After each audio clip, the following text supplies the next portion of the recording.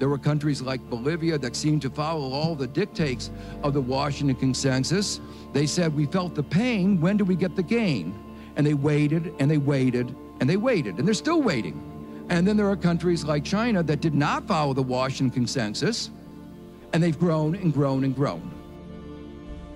So along comes the Washington Consensus, which to a greater or lesser degree gets buy-in by many, if not most, of the governments of the region. So over the longer term, what was the effect on the ground? Well, it was very poor. In Bolivia, for instance, they essentially privatized the mines, they privatized water, they privatized gas and oil, and the mines eventually were closed and threw hundreds of thousands of people out of work. It's been preceded by very tight monetary policies, so people were already hurting, and there was a tremendous migration inside of Bolivia. And the end effect was it redistributed income upward, so made the rich even richer and the poor even poorer, essentially. And that was, now in Argentina, there was a tremendous economic collapse as a result of these policies. So that in country after country, poverty really increased. There was a small class that got richer, and they were the ones that were in political power at the time.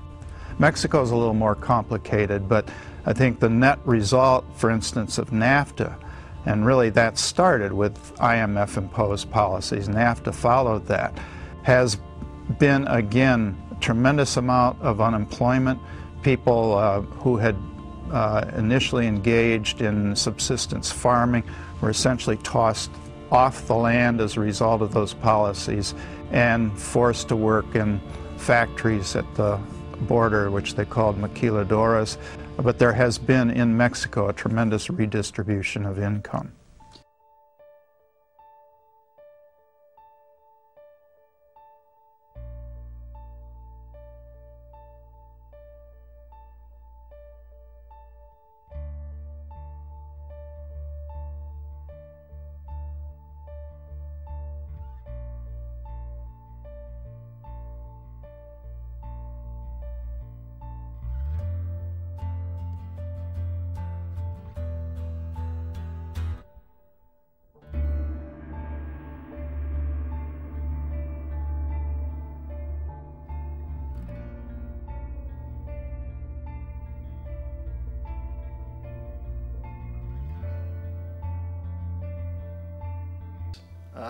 But perhaps the most common is that we will identify a country that has resources our corporations covet, like oil, and then arrange a huge loan to that country from the World Bank or one of its sister organizations.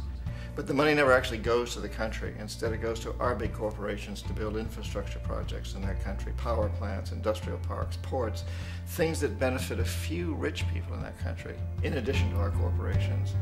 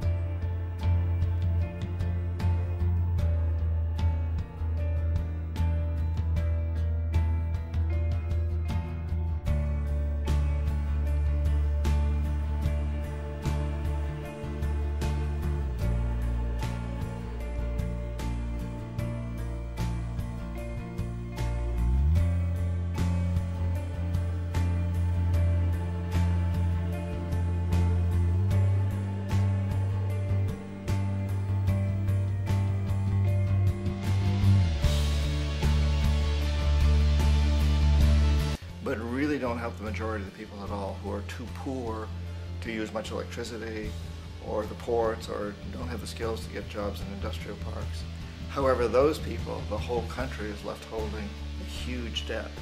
It's such a big debt they can't repay it, and that's part of the plan, that they can't repay it.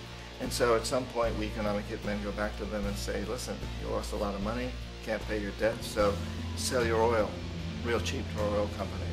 Allow us to build a military base in your country, or send troops in support of ours to someplace in the world like Iraq, or vote with us on the next UN vote. to have their electric utility company privatized and their water and sewage system privatized and sold to U.S. corporations or other multinational corporations. So there was a whole mushrooming thing, and it's so typical of the way the IMF and the World Bank work. If you put a country in debt, it's such a big debt it can't pay it, and then you offer to refinance that debt and pay even more interest. And you demand this quid pro quo, which you call a conditionality or good governance, which means basically that they've got to sell off their resources, including many of their social services, their utility companies, their school systems sometimes, their penal systems, their insurance systems, to foreign corporations. So it's a double, triple, quadruple whammy.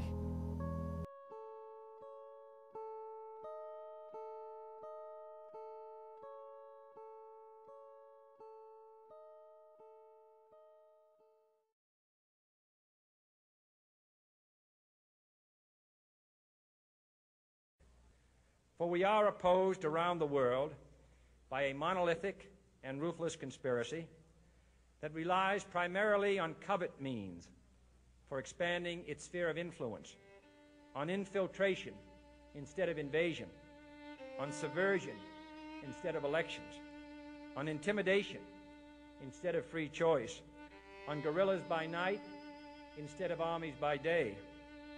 It is a system which has conscripted vast human and material resources into the building of a tightly knit, highly efficient machine that combines military, diplomatic, intelligence, economic, scientific, and political operations. Its preparations are concealed, not published. Its mistakes are buried, not headlined. Its dissenters are silenced, not praised. No expenditure is questioned, no rumor is printed, no secret is revealed. No secret is revealed. No secret is revealed.